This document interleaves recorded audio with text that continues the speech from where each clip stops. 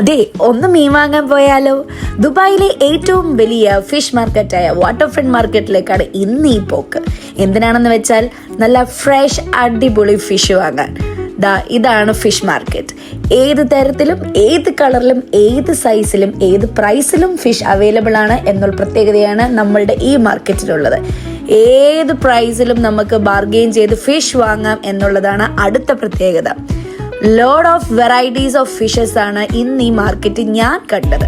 കിടക്കുന്നു മത്തി. നമ്മുടെ നാട്ടിൽ പോലും ഇപ്പം ഈ ഫ്രഷ് മത്തി ഉള്ളതാണ് നാട്ടുകാരുടെ കംപ്ലൈന്റ്. ഫിഷ് മാർക്കറ്റിൽ നിന്ന് ഇറങ്ങിയാൽ നമുക്ക് കാണാൻ സാധിക്കുന്നത് പച്ചയും ചുമപ്പും പല colours of fruits and vegetables ആണ്.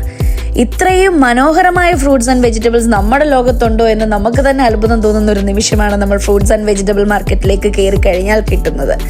പലതവണ മാർക്കറ്റിൽ പോയിട്ടുണ്ടെങ്കിലും ഓരോ തവണ പോകുമ്പോഴും ഓരോരോ അനുഭവങ്ങളാണ് നമുക്ക് കിട്ടുന്നത്.